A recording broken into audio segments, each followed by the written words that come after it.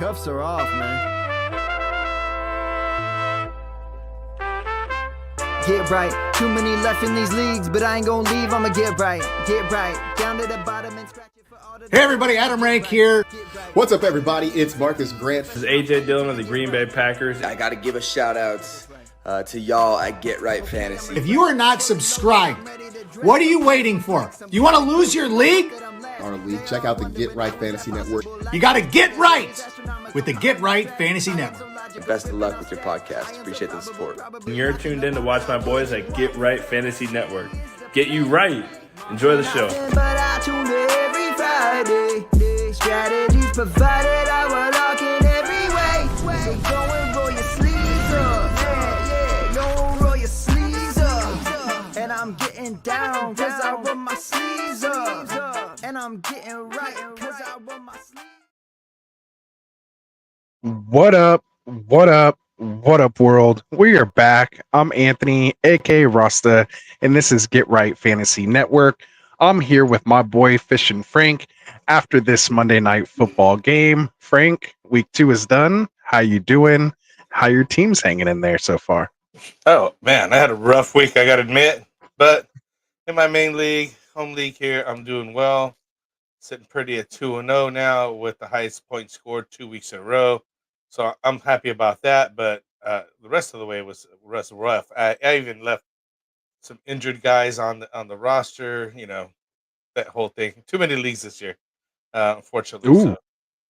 Yeah, I'm not going to lie. There was a couple spots I left Raheem Mostert in there because I didn't get to my lineups for Thursday night. I had an event at work. So, of course, had to do that first. But, yeah, I mean, didn't have that great of a week. There were a couple guys that just kind of basically won people their weeks this week. A lot of big performances I'm sure we'll get into here throughout the show. A lot of injuries, man. This thing has been completely brutal. So we're definitely going to get into some of that injury news and notes here as well, too. Of course, we will discuss some of the risers and fallers here this week, guys that are stock is going up and stock that's going down. And, of course, we'll get into the top waiver wire ads for this week as well. Try to stick to folks that are around 65% rostered or less.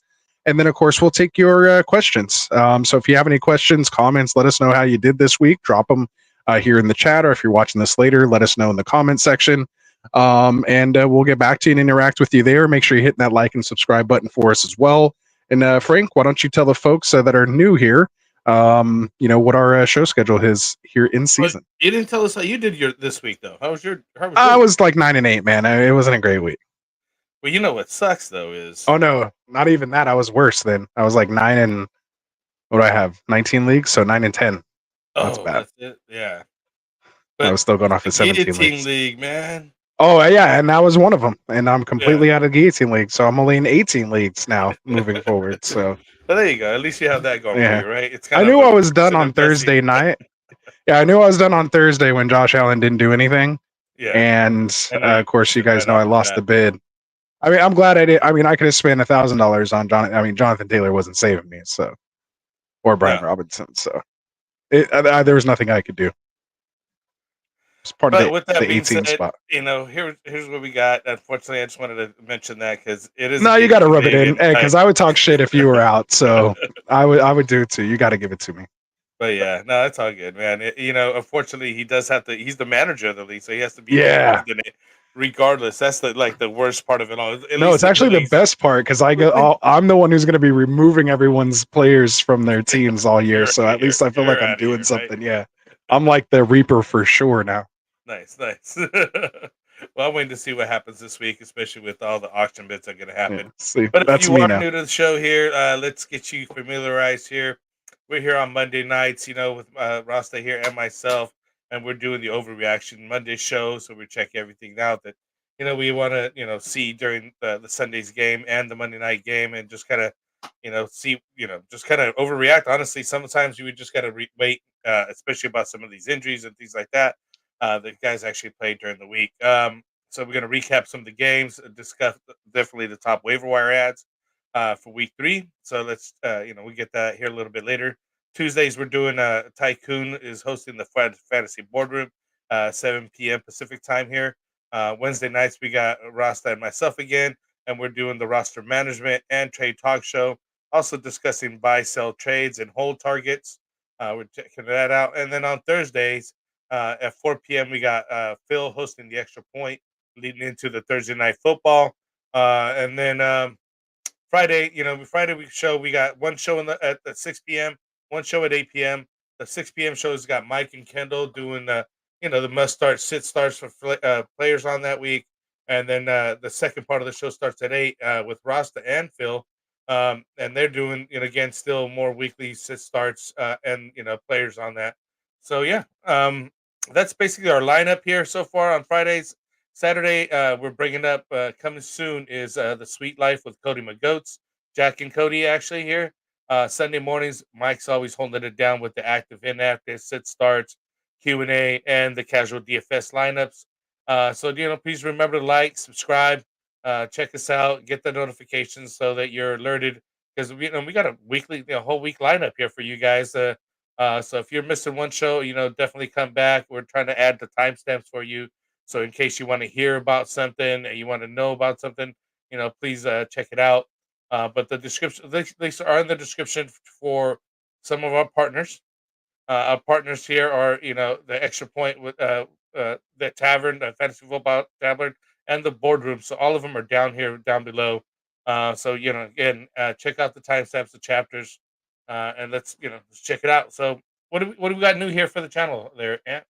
Yeah, man. So I was just about to say we got a couple people here in the chats as people are trickling in here. It is a little late. That was on me. But we're a little late here tonight, but we still won't miss the show for you. He says Drake London, Aaron Jones for Josh Jacobs. So just like this, if you have any questions, drop them in here. We will have a whole Q&A section at the end. But because Divi Duel, I haven't seen you before. Hopefully, hit a subscribe for us. And if you do want your just question answered right away when we're in the middle of the show, you can drop a super chat. You can leave a comment in the description if you're watching this later on and not live, and we'll answer it there as well too. So again, feel free to send us a super chat as well, or just leave your question, and we'll get to it in the Q&A section down below. But we'll answer this one here real quick, Frank. So Drake London, Aaron Jones for Josh Jacobs, And Pollard. Oh, and Pollard. Oh, that's different. Oh, okay.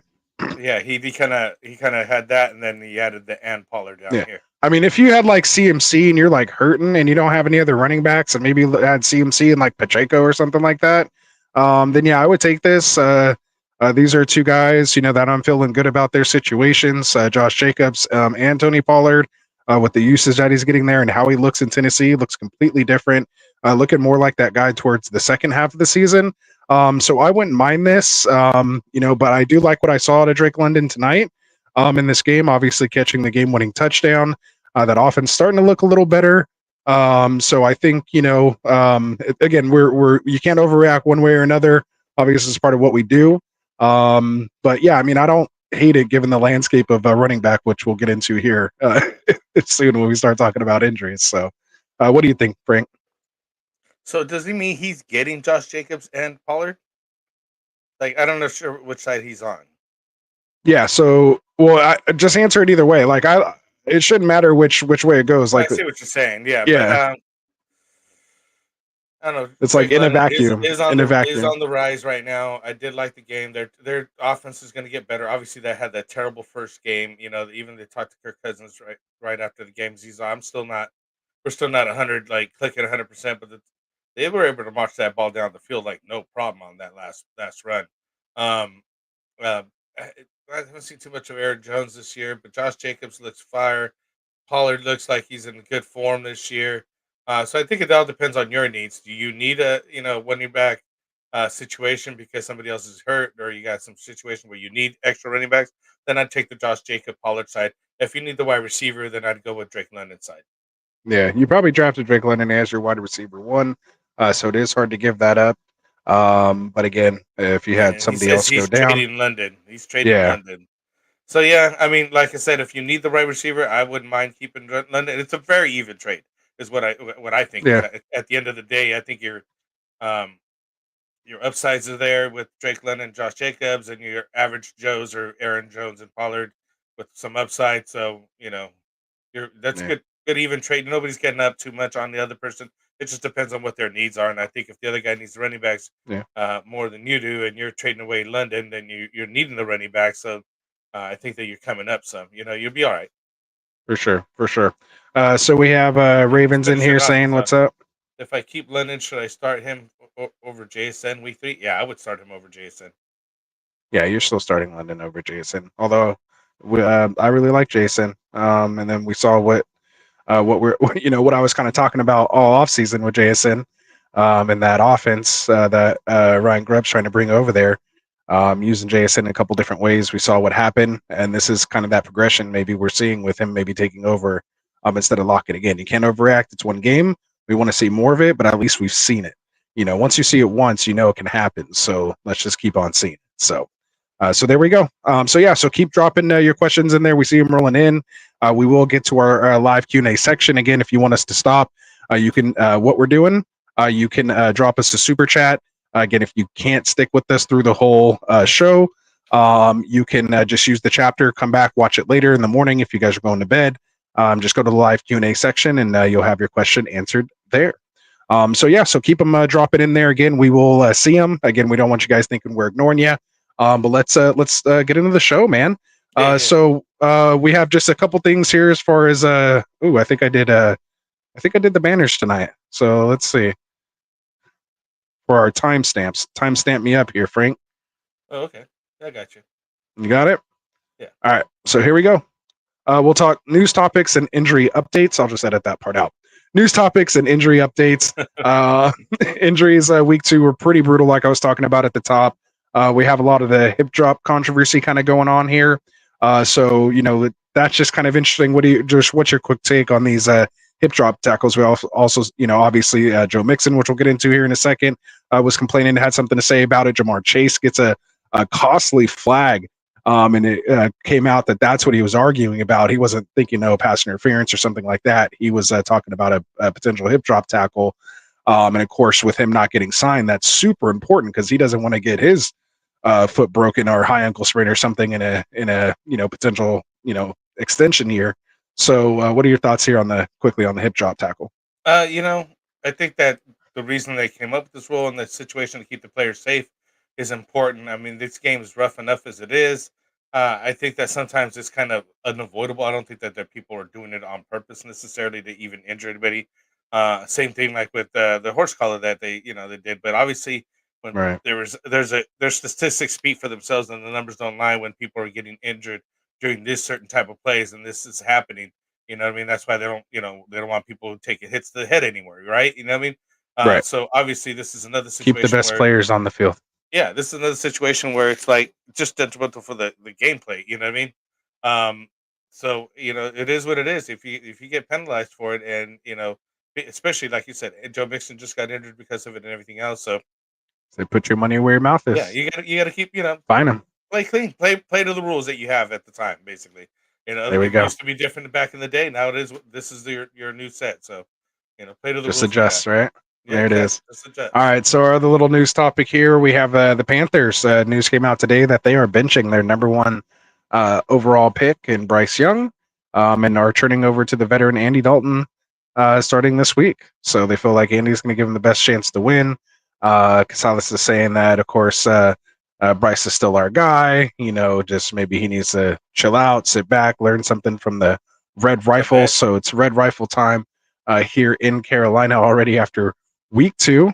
So obviously coaches are playing for their job, and feels like maybe if he's on the hot seat, he's going to go down winning games, and try to prove maybe to the other owners that he could still coach if he has a competent quarterback. So a lot of gesturing and posturing there. What's your quick take on the Panthers benching Bryce? That's just coach speak for like we need to get some wins.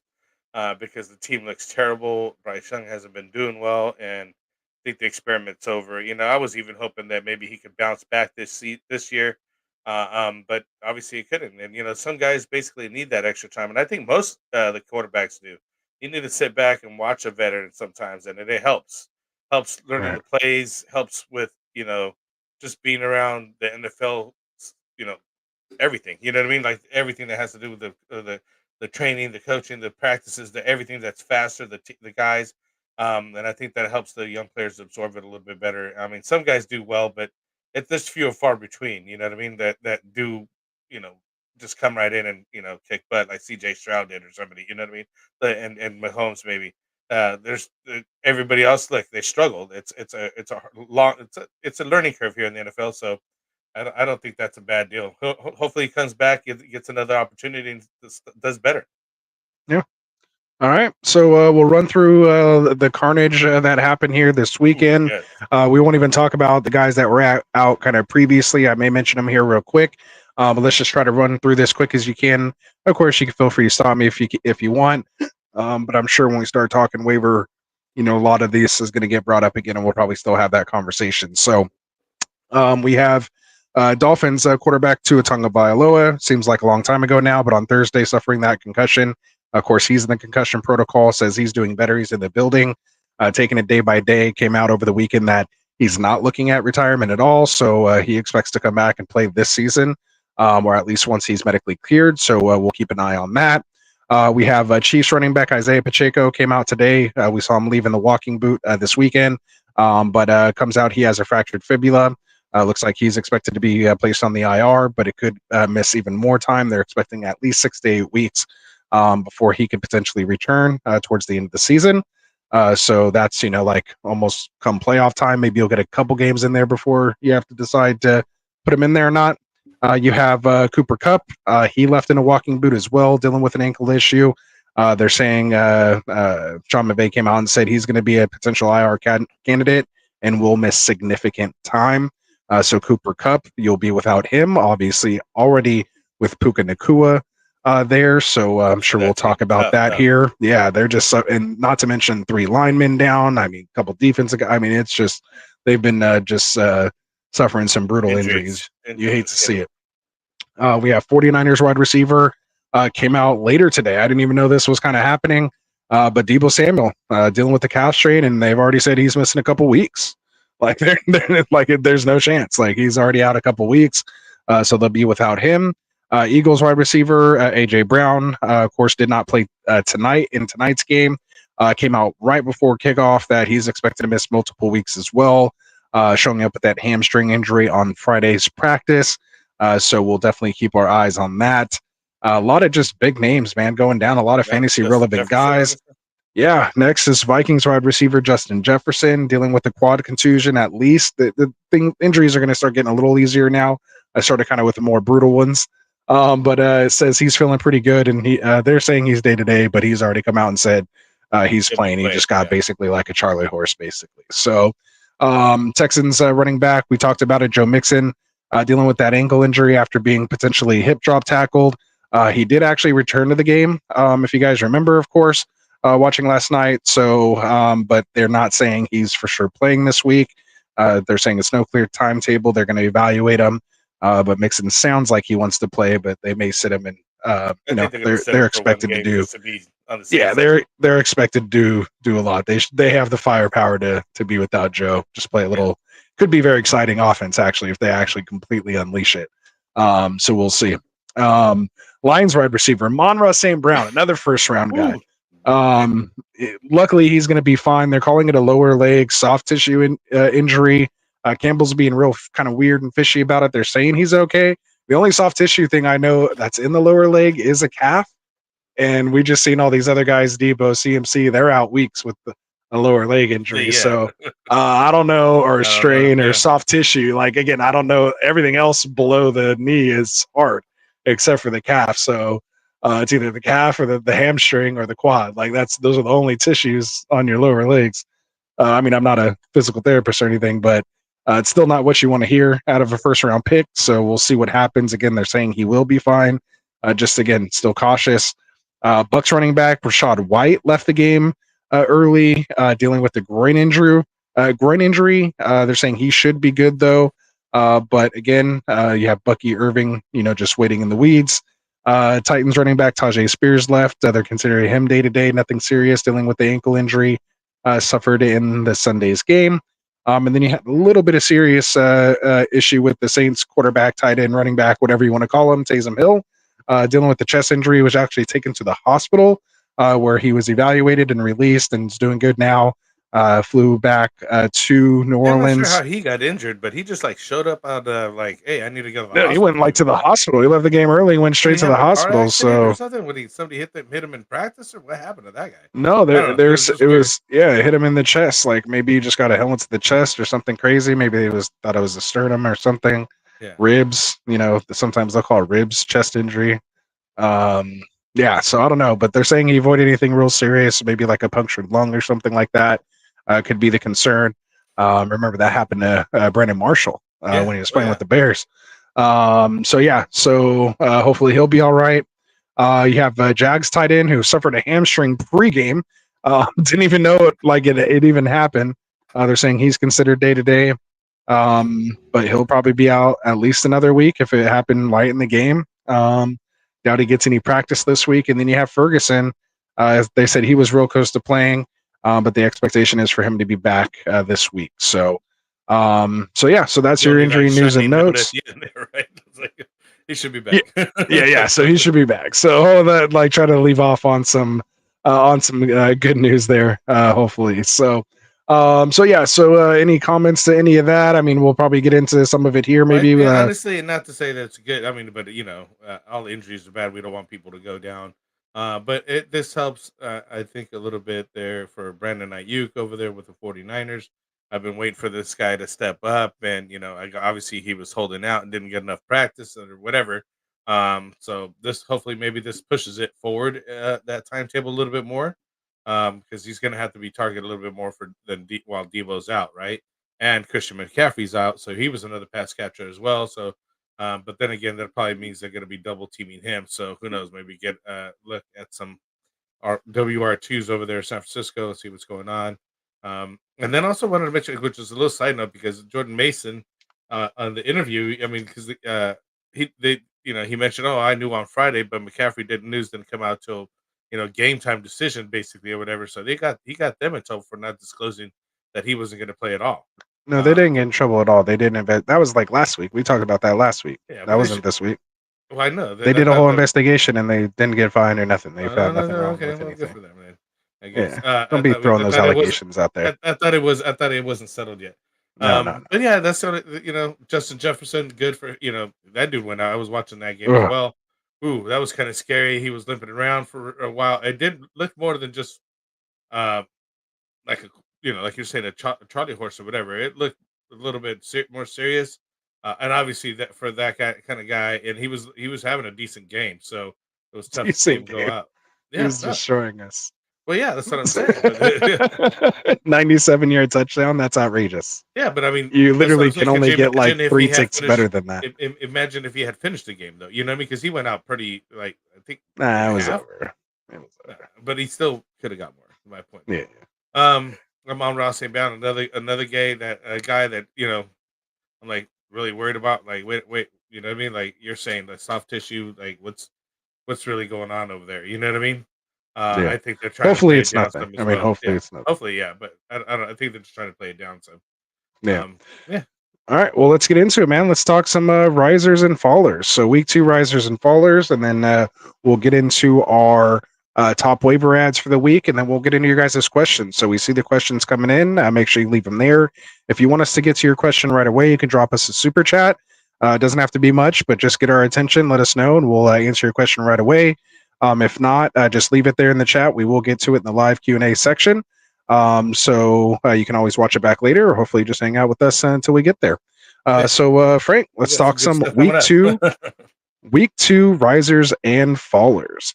Let's get to it. So give me your number one, or when I say risers and fallers, give me one of your risers that you have this week. Who did you feel? Let's start with QB, since we're let's well, I did mine just by position. Like, we're not doing by position. It's just I just want your top 3 risers regardless of position. I didn't do that way. But that's okay. I got guys in each position. I would say Sam Darnold. 268 yards, 2 touchdowns, 1 INT, 5 rushes for 32 yards. People were counting him out, he's just a backup, but he came out and put a pretty good game together there. So I think him was definitely a big riser in QB world. Um, Is he someone you would consider starting in like a one QB league, or is he still just more like a you feel a little more comfortable with him as like a QB 2, 3 in a super flex I think league, or I'm moving towards QB starting situation. Definitely a 2 QB league starter.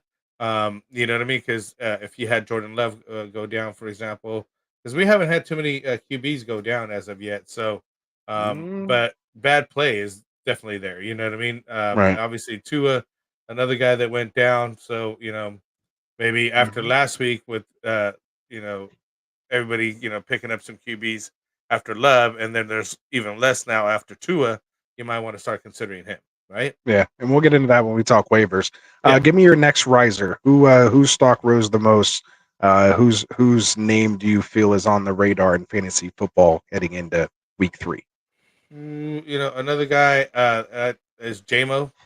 I really like JMO. He went 5 of 11 for Jamison 79. Williams. 79. Yeah, I'm still kicking myself in the butt for not keeping him in one of our keeper leagues. I think I'm going to feel just a lot of keeper remorse or non-keeper remorse on that guy.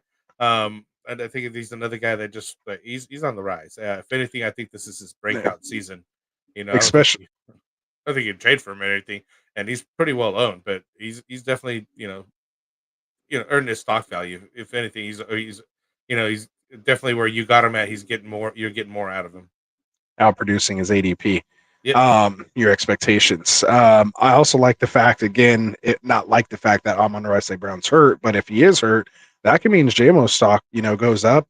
Even more. Laporta's a little down, which we'll get into maybe here in a second. The little teaser. But yeah, so I like that call with Jamison Williams. He was definitely on my risers list. So give me your third top riser in week 2.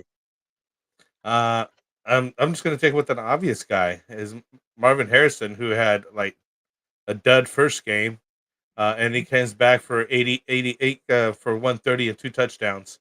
Obviously, he got him early in the game, but he showed what he can do, and that's what we want him to do. So, as I mentioned last week, I don't think that's going to happen again. They're going to talk to Kyler Murray and make sure he throws them the ball, and they did.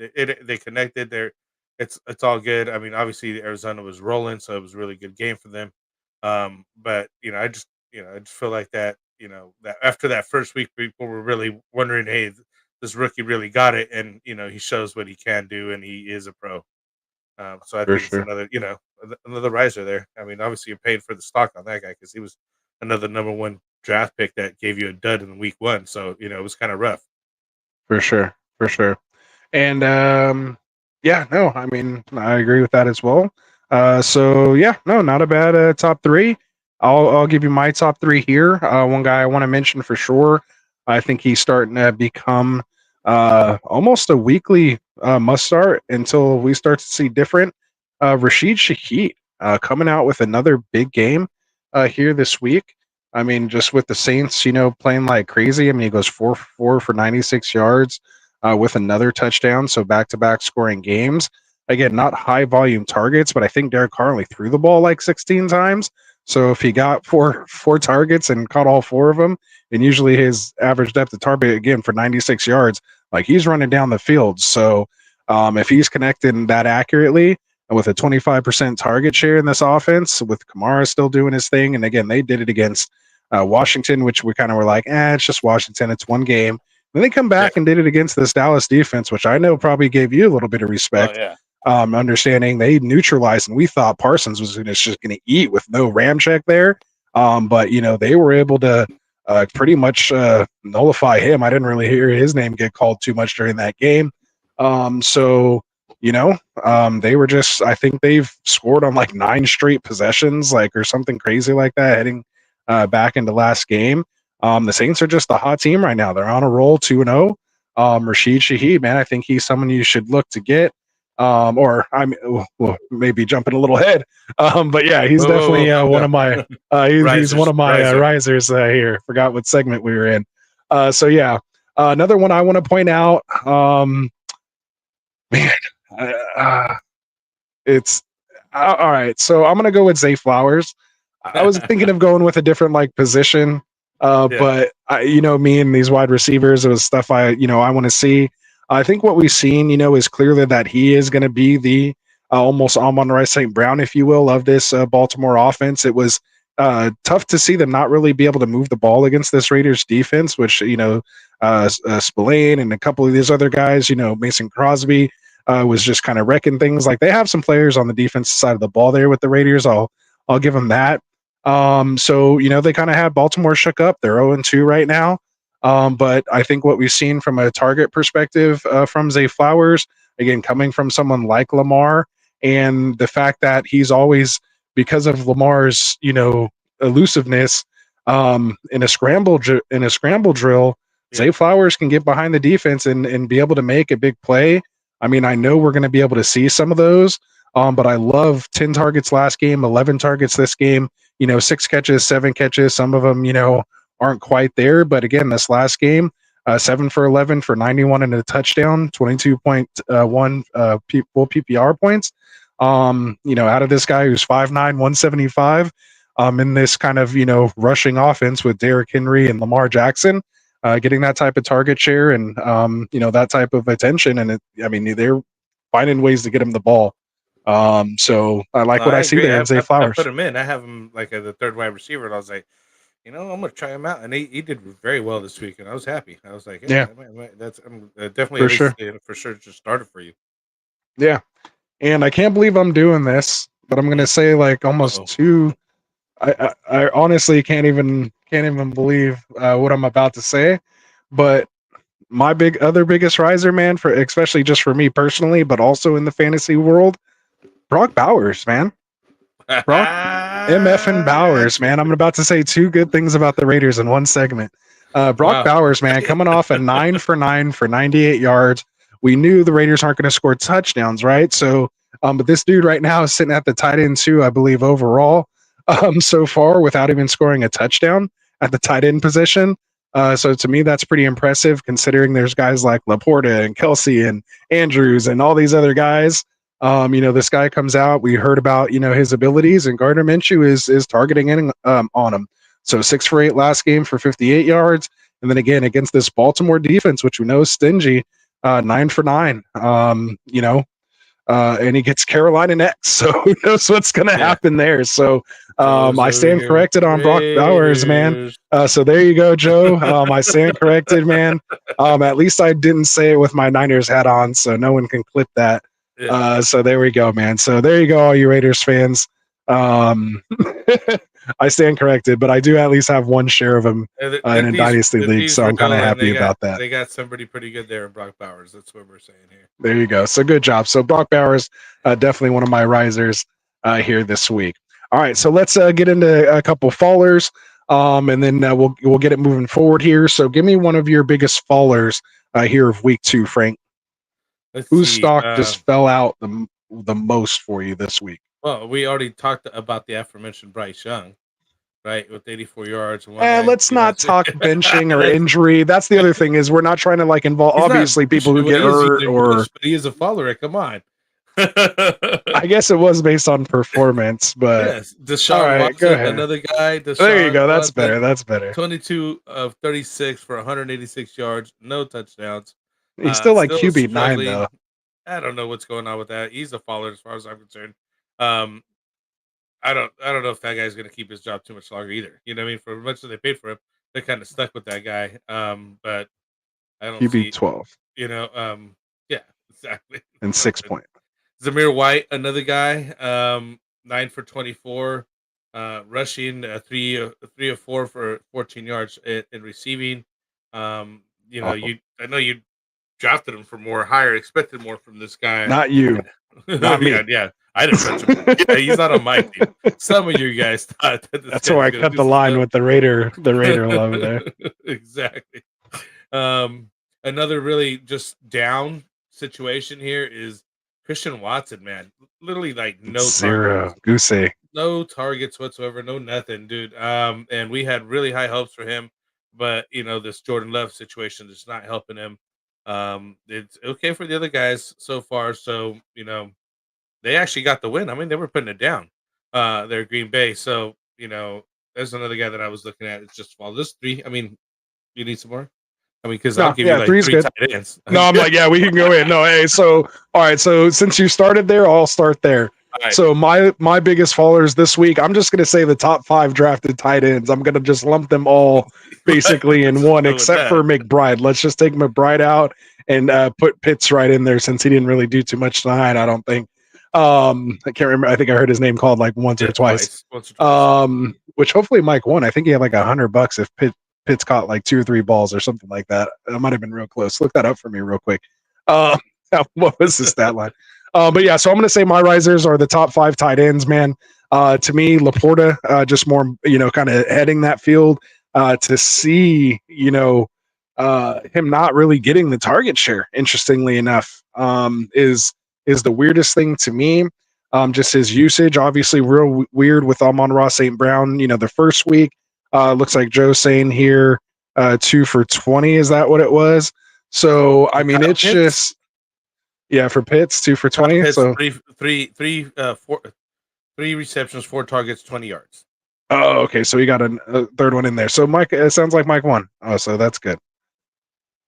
Oh, Joe says the last one was 11 yarder to beat him. Yeah, that's tough. All right. 11, So 11 for the long one. That's what he got. 11 yards. yeah. So just So back to Sam Laporta here. 2 catches, 13 yards for him this week. 4 catches on 4 targets last week. Just hasn't found the end zone yet. Remember, he had 10 touchdowns last year. You could just say it's early. Maybe they're getting themselves going, but remember, they're playing in a dome. Like, they have all these things that are, that were really high. They're just going to be this high-powered offense, and just hasn't quite, worked out that way so far. The running backs are eating really well. Gibbs and Demon are doing fantastic. But when it comes to Sam Laporta, and just, again, these tight ends overall that we drafted as the top 5, we should have went later grade again this year, too. I'm going to remember that next year. Just later grade. Just always at tight end. All right, the one thing about it is that everybody's was bad. Like, if you think about it this way, even if you drafted them where you drafted them, nobody has that positional advantage on you anyways, because except for Bowers and Kittle. Everybody's been pretty bad. Yeah. They're doing all right. I mean, I don't think they. And Kittle's about to eat with no Debo either, too, and no McCaffrey. Kittle's about to go crazy. Did he get injured though? He just went in for IV. He had cramps. Okay, he didn't practice like all off season, so he was probably hurting there. All right, so we'll move on here. So I will give my next biggest faller. For me, Jerome Ford. To come out and see him almost like just splitting work and almost didn't even seem like he started. With Devonta Foreman getting some carries in there. I didn't like what I saw out of that usage. I want to see him dominate this backfield. He had the opportunity to be worked in the passing game. I'm not going to completely give up on him now, but if he had another big game this week against Jacksonville instead of just 7 for 64, which isn't bad. It's a good rushing average, but only 1 catch for no yards and only 2 targets. Again, I think this is more just kind of Deshaun Watson being Deshaun Watson, and I just can't wait for Winston to get in here. Let's just hope that happens before Chubb comes back for the sake of Ford. So he might be on a buy or sell when we talk on Wednesday. My last faller that I'll put on here is going to be Keon Coleman. I'll go with the other wide receiver that put up a goose egg here this week in week 2, that we were kind of getting those mid rounds that we expected to, at least for me, kind of hopefully pay off if you needed him, especially with, some of the wide receiver situations we lost almost like kind of in week 1 to have to throw him in your lineups week 2 after having a pretty decent day, 5 for 54 week 1. You kind of felt comfortable if you needed him in a spot start in a flex situation. So yeah, tough spot for him. There could be better things ahead. But this offense may not be what it seems. Josh Allen may not be what it seems. It might be the James Cook show, but again, let's not just get too crazy just over 1-3 touchdown game. I think it was just gameplay, and what they stuck with what's working for them. Why should they go pass it or whatever? And this guy's just rushing down their throat. Had he been stopped, I guarantee you they would have went to the. You know what I mean? Like, what I'm saying? It's just game shit. It just basically what fell to them. We're here to analyze. We're here to analyze. And, honestly, but don't overreact. I didn't mind him having an off day because I was playing against him, but I also have him, so I'm like always torn about that kind of situation. You know what I mean? Welcome to multiple leagues. Yeah. Right? So whatever happens. Just let it happen. Right. Oh man, good stuff. All right, man. So that'll wrap up our risers and fallers segment. We kind of testing that out. Let us guys know what you think about that segment. We kind of replaced our top performers in game balls with something like that. So let us know if that was, a little bit better, conversation for you guys. Content, as far as, highlighting some of the top and bottom, or, identifying more of these middle guys that are going up and down versus kind of, what we expect out of these top performers, although it's fun giving out those game balls. So yeah, drop us a chat, drop us a comment. Let us know what you think about that segment. Otherwise we will go ahead and move on. Frank, you want to tell the folks here, about who helps us pay the bills here? Yeah. So, before we get to the, waiver wire ads of the week, we got to talk about Underdog Fantasy, who's the best and easiest place to play fantasy sports. We enjoy their best ball. Anthony and I did plenty of best ball tournaments this off season, starting into the season here. We're live streaming all of them, most of the off season. Got a couple of them in there, and now we're doing the pick'ems as the season has started. There's a lot of basically is what's going on with everywhere else is just basically pick'ems are getting done. Where you just simply pick higher on lower on the player stats for total yards and touchdowns. And you could put stacks of them, 2-3 of them, to earn multipliers on them. So they're really fun to get in there. So it's go sign up, use the promo code GetRight. Not only would you receive 50% deposit match, now up to $1,000 in bonus cash. So any deposit exceeding $200 will be capped at $1,000, though. Okay. But you also need you get a special every week. I'm not sure what the special is this week. I think it's still they're rolling back the CD Lamb again. Oh, if not, it might be another one, but this is what I saw on the week 3, so I'm rolling with it. Well, nice. So if they're rolling back with CD Lamb, awesome. Let's get some of that one going. Because he's been on fire, regardless of win or loss over here with Dallas. He's been putting his work in. So again, download underdogfantasy.com. It's the fastest growing fantasy sports app on your Play Store or App Store, whatever you got on the system. And join us and do a pick'em contest with us today. Best ball's over, but pick'em's still rolling strong. For sure. Good stuff. All right. So with that said, we will roll right into our next segment, which is going to be our top waiver wire ads for the week. Heading into week 3, we will talk about the waiver ads kind of by position versus just our top, guys. So we'll kind of break it down, hopefully, for you guys a little more depth. As far as who you might be looking for, maybe some in, some higher owned leagues and lower stake leagues. But again, we do try to keep it to under 65%. So let's start with the waiver wire ads at the quarterback position. So Frank, do you have any quarterbacks here that you want to mention? We talked about obviously Tua going down. Unfortunately, we have the benching with Bryce Young. Caleb Williams isn't playing well. Who are some quarterbacks that you might want to take a look at here? I'll give you the aforementioned riser there in Sam Darnold. He is worth the shot out there. Again, decent game, really low, very little ownership. 13% Yahoo, 4% ESPN. I didn't check Sleeper, but obviously it's not that high. In either of these platforms, I don't think he's going to be high in Sleeper. Again, last week he had 17 to 26 for 268 yards. 2 touchdowns, 1 INT. Similar game in week 1, 19 to 24 with 208 yards, 2 touchdowns, 1 INT. 15 and 20 respective fantasy points.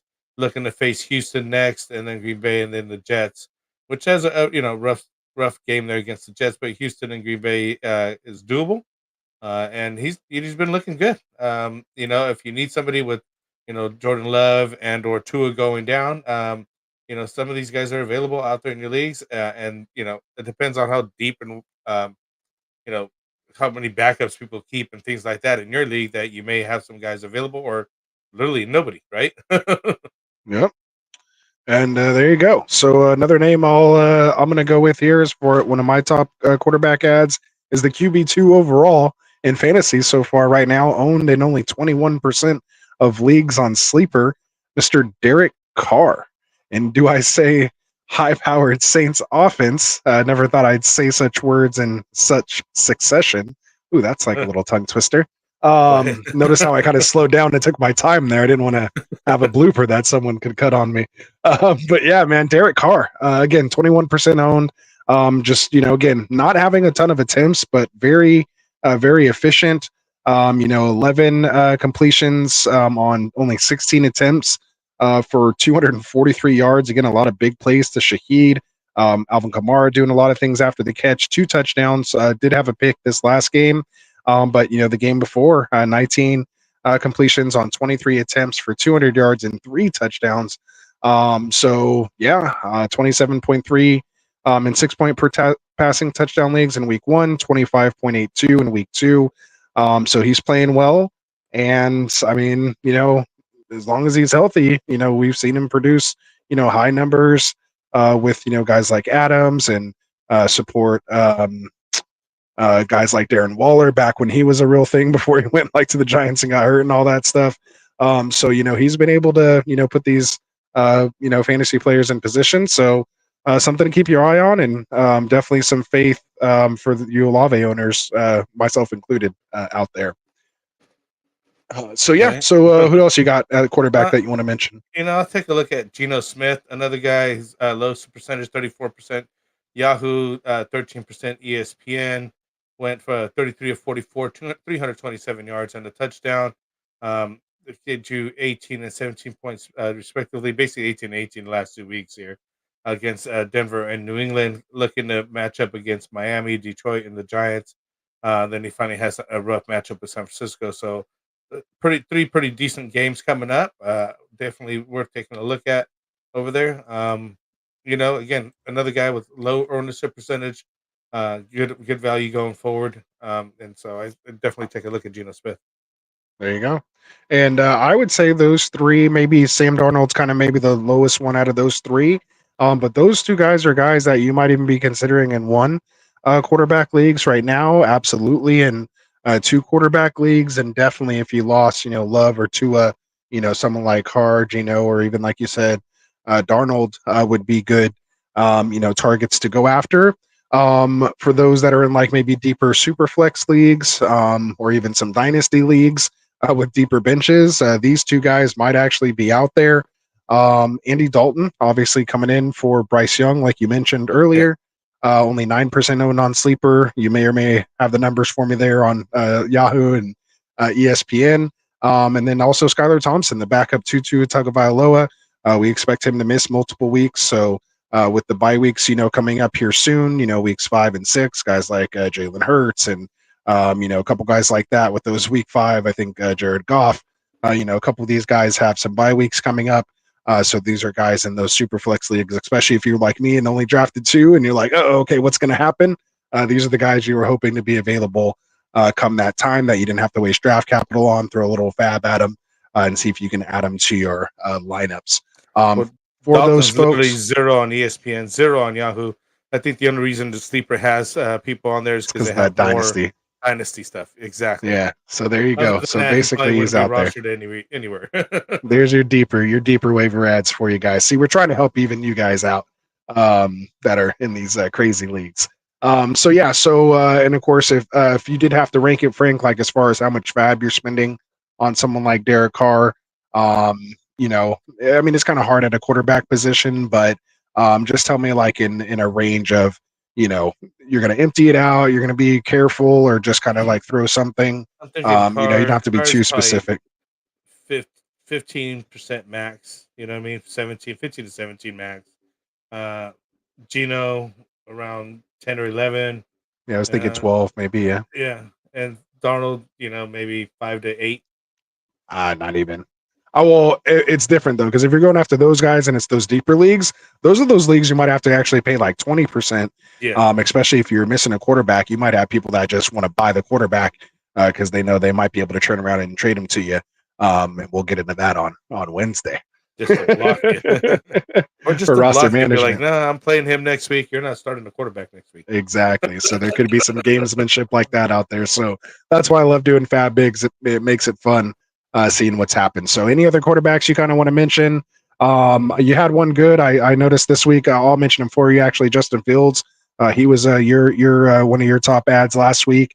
Still only 30. I think he went from like 19 to now 33% owned. So people still not really feeling him a lot here on Sleeper. Maybe a little higher on the other platforms, but Justin Fields looks like he might get the starting job. Tomlin didn't give Wilson the job back. Basically, just said if he plays well, which I think he actually looked pretty decent this week. He has a good defense. He just needs to not turn the ball over, and he might be kind of maybe what the Steelers, he needs to offense just take the needs. sacks and not try so hard. He went 117 yards, 1 touchdown, 8 rushes for 27. He just needs to play smart, hold the ball, But he don't had turn it over. a ton of big plays called back because of like holding penalties that weren't his fault. So I actually thought he played well, and it affected some of his stats. In that game. So he might be Fields for you guys who held on to Fields or had some faith in him this year, especially in those super flex leagues. Seeing him go like in the 13th round, I was like, "What are you guys even thinking?" Kudos to you. You guys had more balls than I did to draft someone like him, man. The best ball league, I was like, well, best ball, yeah, that's a little different, but yeah. In a redraft league or like a super flex league, I mean, but he was going like 3 rounds ahead of Wilson, who was named, the starter at the time. So really, maybe that just crazy, right? Yeah, maybe that tells you a little more about Wilson. Yeah, maybe they knew. Anybody else you want to mention there? Are you ready to move on to running backs? We're good. Let's check out the running backs. All right, man. Let's get on to running back. So running back waiver ads for week 2. Let's start with, obviously, a lot of these, are based on injuries. So let's start with the Joe Mixon injury. Looks like, again, he's going to be okay. But it looks like the guy that came behind him was Cam Akers. 53% owned here on Sleeper. I'm sure you may have his other roster percentages there. But what are your thoughts here on Cam Akers if Joe Mixon misses time? How do you think he looks? I mean, this is a max man up situation. Obviously, Houston is a nice high power offense. So it's definitely worth a shot to bring him up. He went 7-32, 13 long, just one catch. He is only 1% on Yahoo, 1% on ESPN. See, now I see 3% here on Sleeper. It's doing that weird thing to me again. So don't trust my percentages here again. 1 to 3 is not so bad. It's not that. It's obviously very low. That's all we got to say. So he's definitely widely available because everybody was thinking Joe Mixon's the man, and he has been. But if this injury keeps him out, if you're hurting, you might want to put him in. Yeah. See, I don't know what to believe because one of these said 64. This one says 4. Oh, well. All right. So the next one I had, the guy that was on the thumbnail, Mr. Carson Steele, the guy who might be potentially coming in to take over here for Isaiah Pacheco, and he's expected to miss at least 6 to 8 weeks. Again, when I checked earlier, it looked like 61% or something percent he was owned. I looked right now, it's 4%.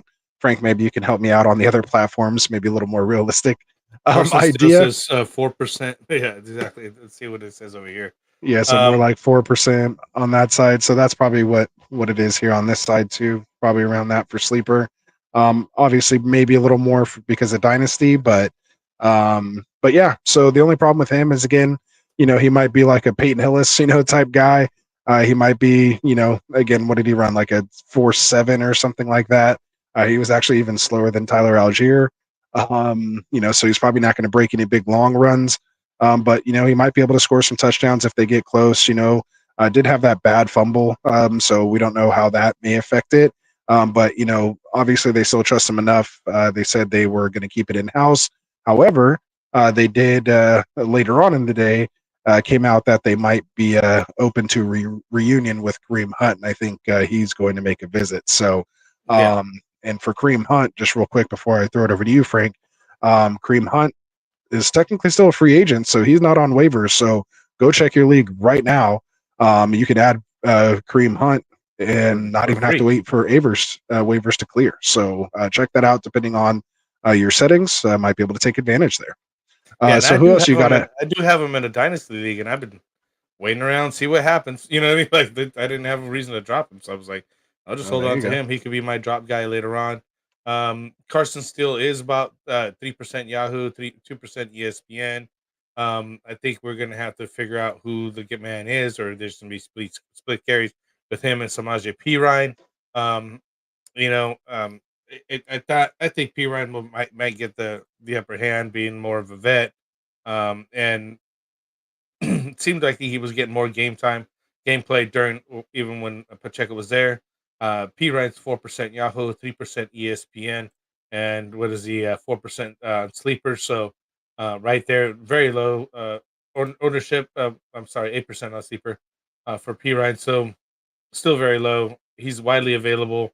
It's kind of pick your Where's poison. 59? Like I had 59 on there a second ago. Like I don't know which one's correct. So I apologize, guys. Yeah, no worries. But just look for him in your leagues.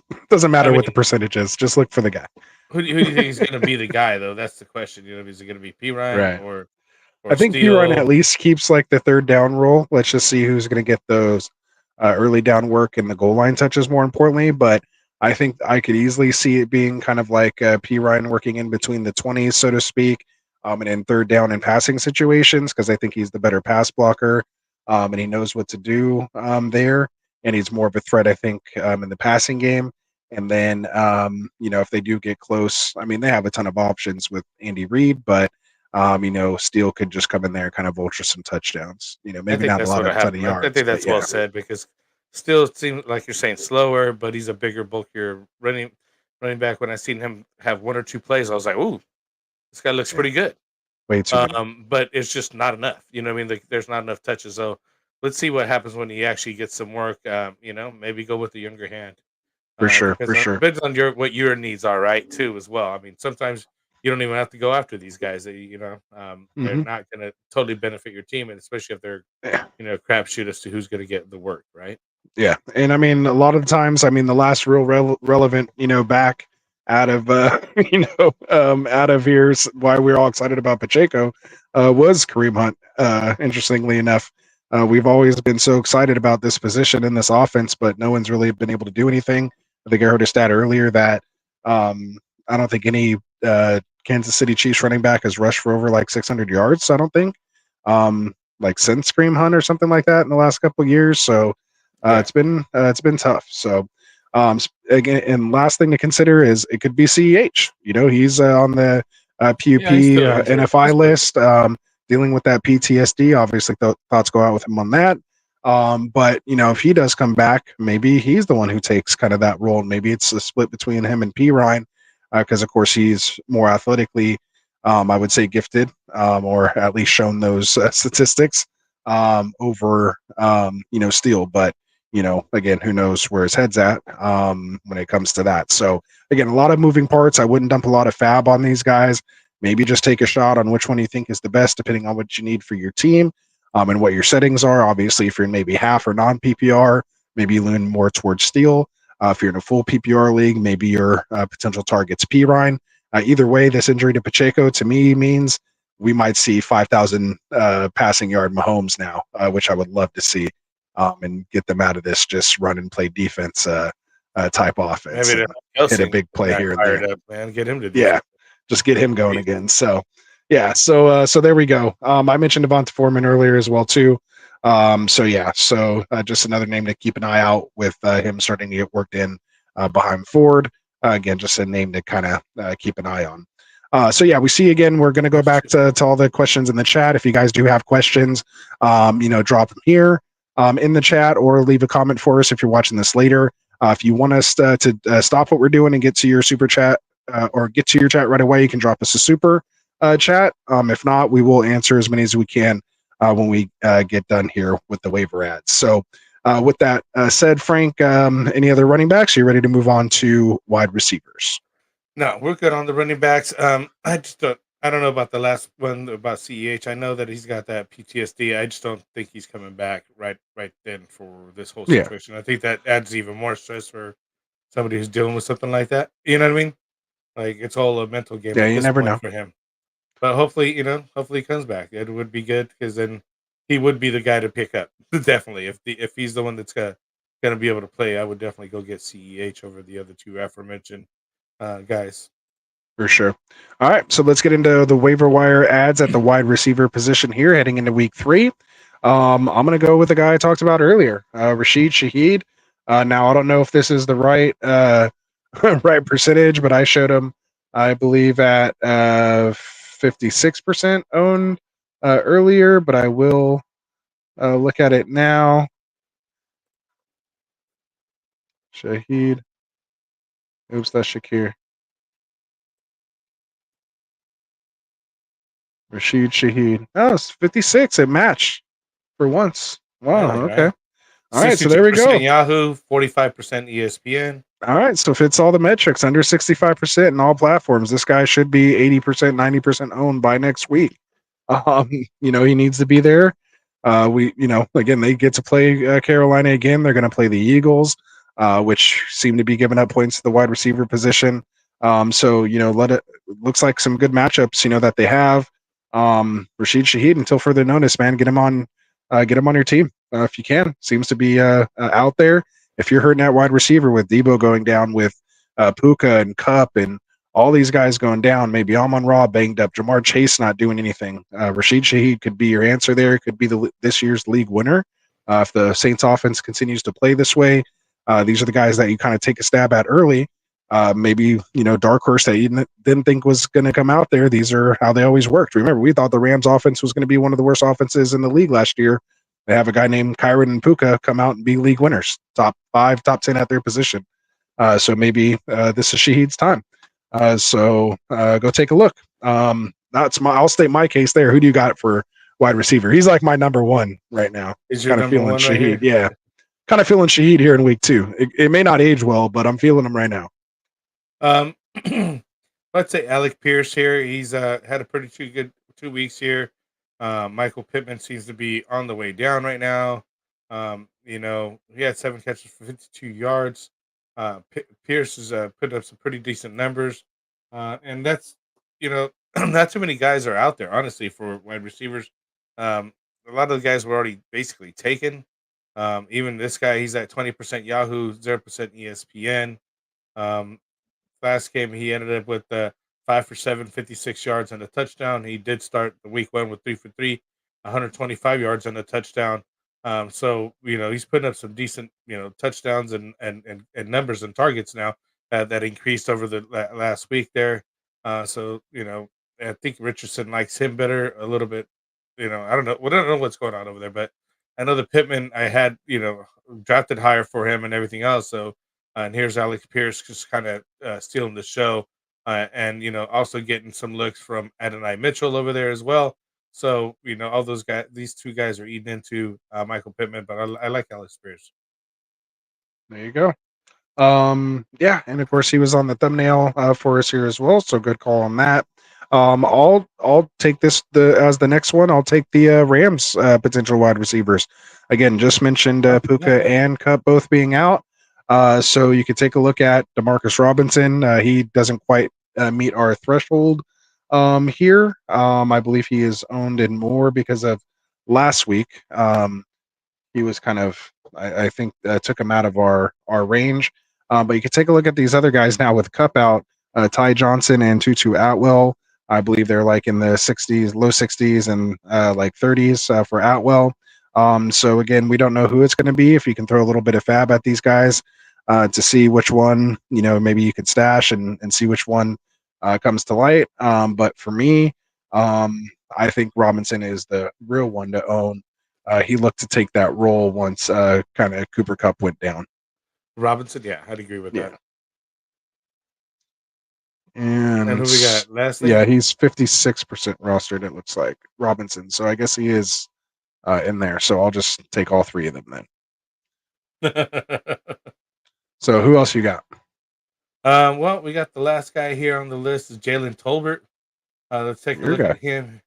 Yeah, he's getting in there, getting some touches over there. Dallas, it can't always be CD, and we are passing a lot over there. Really low targets, 2% Yahoo, 6% ESPN, 9 targets, 6 receptions, 82 yards. He'll get the touchdown here coming up, but he's getting the looks over there. So let's see what happens here going forward. It's more of a deeper stash on this guy, I say. But depending on your needs and what you going on in your league, you might want to start looking for these guys for sure.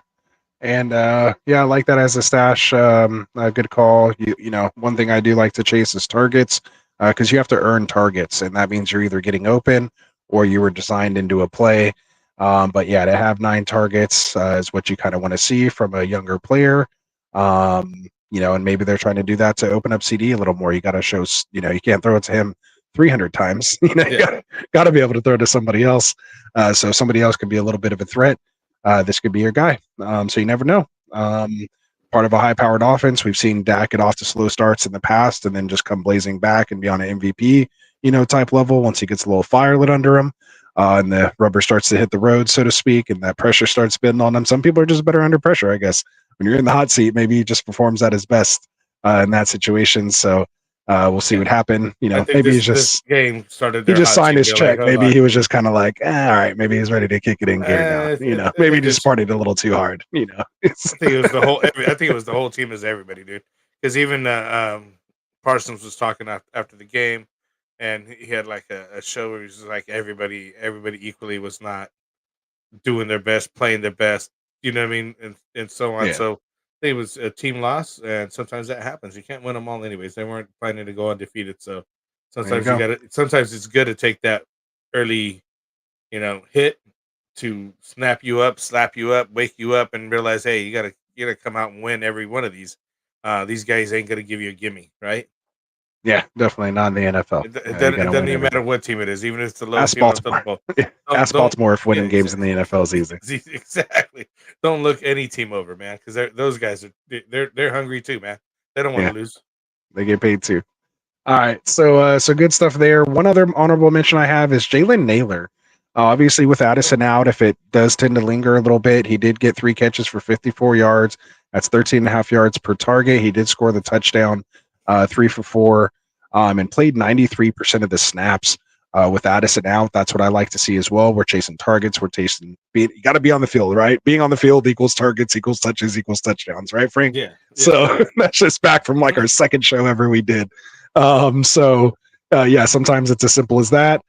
Maybe if Jefferson is a little banged up, look at Jalen Naylor as a potential option here. So only 4% owned for you deeper league guys.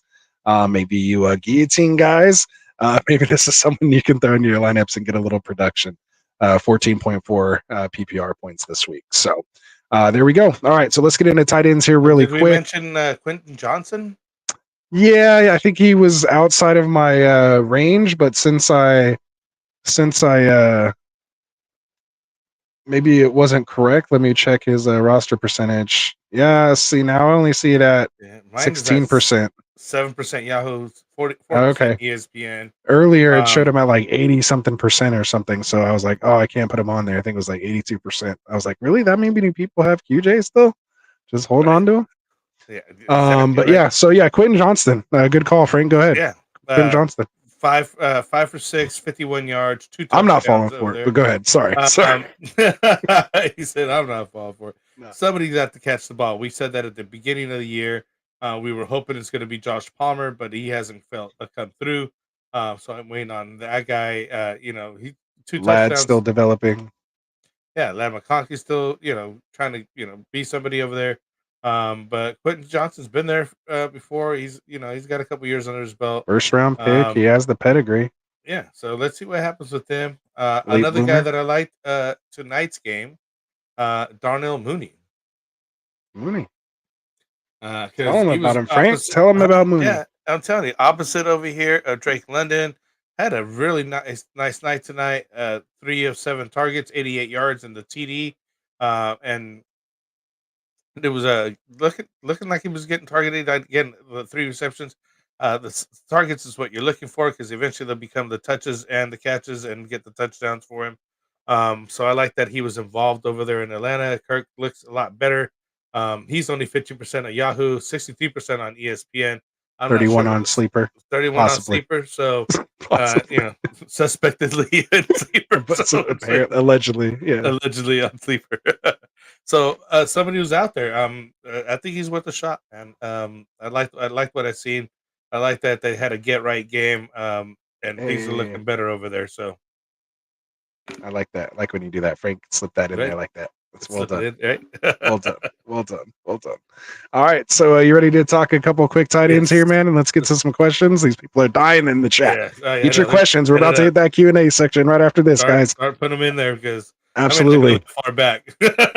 For sure. So yeah. So you start scrolling up and finding some questions as I lead us in here to the tight ends. So let's talk tight end waiver ads for week 3.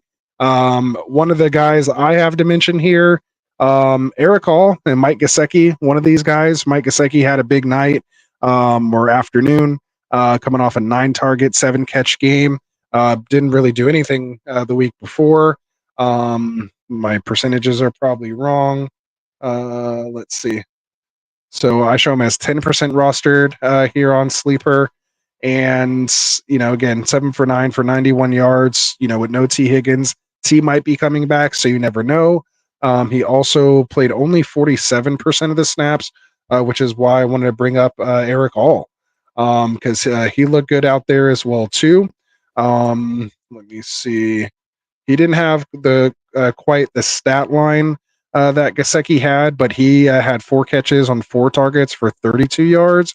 Still scored 9.2 points, which is probably good enough for like tight end 12, like any given week at 9 points. So, he's the up and coming kid, 6'5", 255, big kid, moves well. So yeah, he was one of my sleepers. Guy I've drafted a couple places in best ball. And I think I have him stashed in a couple dynasty leagues as well too. But yeah, Eric Hall, make sure you take a look at him. Nice. I like him. Who do you got? I'm looking at Hunter Henry, 24% Yahoo, 11% ESPN, putting up some decent numbers over there. And I know that at this point, with the way the tight end landscape is, I mean, this guy's like up there in targets. 8 of receptions, 12 targets, 109 yards. Hopefully he gets a touchdown here. But I like the 109. I mean, 12 targets, it's a lot. Over there in New England. So they're obviously targeting them as the weaker quarterbacks or the setup that they got. Only 24% on Yahoo, 11% on ESPN. So definitely let's take a look at him. There you go, Hunter Henry. One of my most drafted tight ends in best ball. So I had definitely had a good week in a lot of my best ball teams there. Unfortunately, didn't do anything the week before. So a lot of those teams I had him on didn't really do that great. So we'll see. But nobody's really doing good at tight end unless you had Isaiah Likely or George Kittle. Terrible. Yeah. All right. So good stuff. So that's our top waiver wire ads. We appreciate you guys for checking that out with us. So let's get into what you guys all came here for. Some live Q&A. So if you have your questions, drop them in the chat. We're going to scroll back up to the top here and just kind of go down until we get to the end. If you want to jump in front of somebody, you can always drop us a super chat, or if you just enjoy what we're saying and the info we're sharing with you guys, we'd appreciate the support as well. You can always just drop a super chat and say, good job, fellas. So we won't mind that as well. But let's get to it, man. So Season was back in here. One of the first questions here, just saying, does that last drive for the Falcons give you guys more confidence or still a major worry? Let's answer it. I think at the time we were talking about Drake London. So answer just Drake London in itself, or just as far as the Falcons offense as a whole, maybe that trio of Cousins, Bijan, or quadruplets. What do you say, quadruplets? With Pitts, if you want to throw that in there as well too. I think that it gave me more confidence in the Falcons. I think, again, as I mentioned, it was a get-right game for them. And, Kirk Cousins even said right after the game, they're still, working on things. There's room for improvement. And, I'd like what, again, what he did, just that final drive, they were just 10, 20-yard chunks. They didn't have much time. The Eagles did mess up by that whole pass to Barkley that he dropped, that he didn't make a catch on. It's and brutal. Left all that time on there. They should have just ran the ball one more time. What was so hard about that? Literally, what was so hard about that? Could have put that game away. Cerrone, good for him. I'm glad they lost. It open for them. So they lost. They got what they deserved. To seem like. Hold on, let me click. But yeah, no, it gives me more confidence in the Falcons and the Falcons players. Like I said, I'm willing to even start taking a look at Darnell Mooney, who's hardly even owned. So there you go. Good stuff. Season, just my quick take on that. it gives me a little more confidence because again, we knew it was going to take a little time with Kirk Cousins coming back from that Achilles. So I think if we kept seeing it, after a couple weeks, then we'd say, okay, maybe he's not ready. Maybe we're calling for Michael Penix Jr. But you'd like to see what they built off of there. This could be one of those wins that gets them, pumped up going into the link and getting a big win like that. I don't know if you guys saw pregame, but Ray McLeod went in there wearing an Eagles Cunningham jersey. So wow. you're going in and to the opposition with their home team's opposite team's jersey on. That's pretty crazy and wild. I don't know if I've seen that before, but that's mind games. They knew they were going in there and winning. As soon as I seen that, I was like, Atlanta got this. So they're in that right mindset. You showing up in the other team's jersey. That's awesome. So we have Ravens for show, or I always want to say Ravens for show, but Ravens show, yo. He says AJ Brown, Debo, and Puka out for the next few weeks. And his main leagues, he's hurting. Let's see. We talked about about that here. Yeah, there you go. Like Willie 77. I don't want to not answer your question, but this is more of a a kind of a trade question that we do Wednesdays and things like that, where we're trying to look at roster management and trade show, things like that. But we'll at least take a look at it real quick. I love Mahomes. Have Mahomes, Achane, Mason, Collins, London, and Bowers and Worthy. What do you think? Who should I trade? Some people or hold this lineup. Yeah, I mean, I personally really like this lineup. Like, if anything, you're not feeling too comfortable with London, then maybe you could move off of him. But Bowers is up and coming, as you probably heard throughout the show. This question was asked, when we first thought. He was obviously one of my risers. And I think, I'm not freaking out, panicking on London yet. We like, what's coming there. Achane could ball out here without Tua now, and maybe them not wanting to throw downfield. And we've seen what that offense looks like running through him, which was pretty exciting on Thursday. Sorry for the Waddle and Hill owners. It might be a little tough. And then obviously Mason's good here for next, probably 4 or 5 weeks. So another month. Collins looks like an alpha wide receiver one right now. He's balling. And Worthy, he's just boomer bust, man. Like, you got to just deal and live with that. And you have the stack with Mahomes, so he's going to win you weeks, and you just hope he doesn't lose you weeks. But you have other guys who can win you leagues. So personally, I'd kind of hold with this core right here, and maybe just kind of shore up your bench and your depth behind that. But I feel comfortable rolling this lineup out every week. Especially with the landscape of injuries, the fact that you've managed to capitalize off that, it looks like, with Mason, or maybe he is the CMC owner as well. I'd like it even more if he has someone like CMC coming back to this lineup. I think the other thing that you could do is wait for a good week on Worthy and see if you could trade off, or even London now if you're not comfortable with them. I think that after this game, you should feel a lot more comfortable that they were able to come down March, get that win, and just hold their own against Philly. I mean, Philly's got a good defense, good offense, everything's going. Pretty good team over there. It's not an easy win to go away and get that win at that. For sure. So, you know what I mean? So I think you should be better. For sure. Joe Lewis, what's up, Joel? How's it going, man? Oh yeah. First he said Steeler Allen.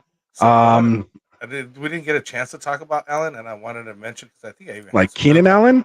Are we talking about Keenan Allen? Braylon Allen. Oh, Braylon Allen. That's right. Allen. 2 touchdown game. 9 for 56 with 2 touchdowns. He might be eating to Brees Hall. Brees Hall touches.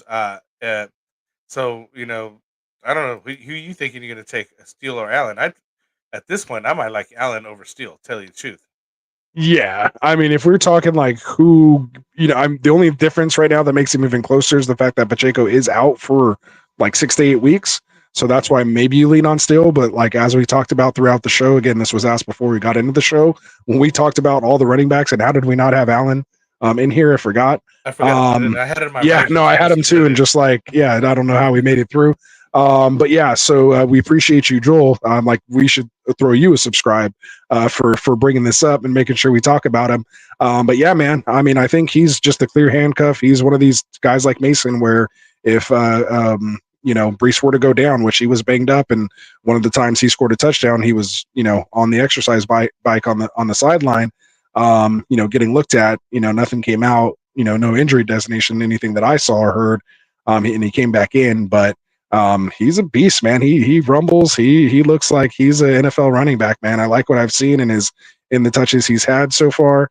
Even against the Niners, he had a nice run as well too against that defense. So yeah, I would probably, again, just depends what you need. If you're sitting in a good spot and you don't have any injuries you're dealing with right now, then absolutely go Allen over Steele.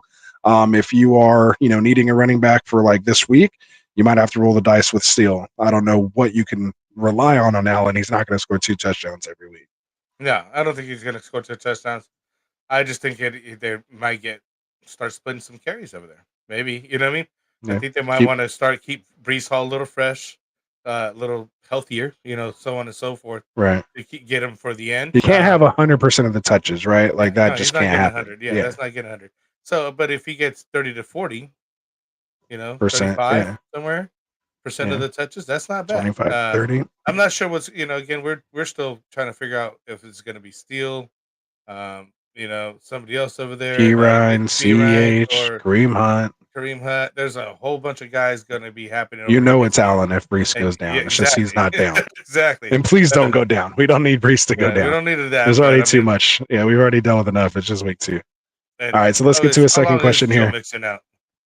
So we talked about it again, but it looks like he's potentially good enough to go this week. Maybe you and I both think maybe they just sit him for a week, roll with Cam Akers for at least a week, with their position being division. I think they're the only 2-0 in their division right now. So, yeah.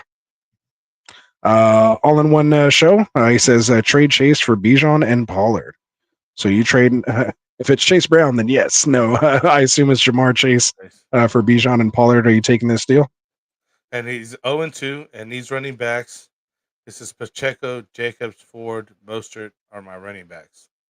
So Pacheco goes down on him. He's got Josh. And his receivers are Flower, London, Waddle, Higgins without Chase.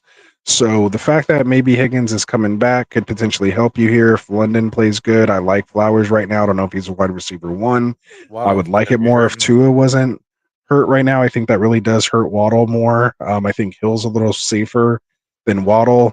I'd hate to lose Chase right now. At least you're getting Bijan back. I just don't think you need it. So, I feel, I don't know what you think, but I'm good with Josh Jacobs and Bijan. Who's another receiver? So instead of getting Bijan and Pollard, can you get Bijan and somebody else? As far as the receiver goes, that's who I'd want to look at. Target in that trade. Yeah, getting another receiver back with some upside. I'd be happy with even those 2 guys for Chase. I'd take Bijan and Pollard for Chase. Would you take Bijan and Rashid Shaheed over Pollard just to not lose your depth in that wide receiver room? So if you were Flowers, London, Waddle, Higgins, and Shaheed, I'd rather somebody more for sure than Shaheed. Shaheed's a riser. Yeah, he's more like Shaheed's more like a waiver target versus a trade. Pollard's more like he got drafted and he was in there. You know what I mean? And he's the clear one. Yeah. So yeah, I mean, it would give you 3 nice running backs right now. But I'd still feel like I had someone like Bijan who he actually probably drafted ahead of Chase. So when you think about it that way, I mean, you're taking a guy who you got after Bijan and you're getting Pollard with it. It's definitely a trade in your favor. So it's a good trade. So it just depends on, are you good with those wide receivers? Me personally, Ford is not doing better for you because you wouldn't have to be doing it. Yeah, but you know me with Anchor RB or Hero RB, so I'm good as long as I have Bijan and Jacobs. I feel like I'm still okay there with Ford as my RB3, and then I'd rather have that wide receiver. Yeah, and Mostert. Yeah. I mean, I don't think you can AJ Brown, but if someone maybe you can get Puka Nacua who's hurt right now, even if you feel comfortable with those wide receivers, if he's the guy who has Puka or something like that. Maybe even get Justin Watson even thrown in there. You can buy low, shout out to the Wednesday show. But yeah, so you get me talking trades, guys, on Overreaction Monday. I get crazy. All right, so go Jackson. So what's going on? Just got a blockbuster trade offer. I sent Ken Walker, Zach, Charb, Olave, HN4, Amon Ra, and Kyron Williams, Brian Thomas Jr., PPR. I have Mason and Derrick Henry. Should I do it? I'm a hard no on that. What about you? Again, hold on. Let me look at it again because that was a lot tonight. So he's trying to send Ken Walker, Zach, Charbonnet, Olave, HN for Amon Ra, and Kyron Williams, Brian Thomas. No. The No. Seahawks running back has been producing as a solid top end RB2, borderline RB1. Olave had a bad week 1, decent week 2. He should be doing better, especially if the offense is playing well. H-Hand's doing very well. Blowing up. I mean, for Brian Thomas, Amon-Ra, and Kyron. Ken Walker's the one that got injured, right? Yeah. I mean, the whole Rams team is decimated. That offensive line is decimated. Amon-Ra's banged up right now. Kyron's doing a little bit, but not that much.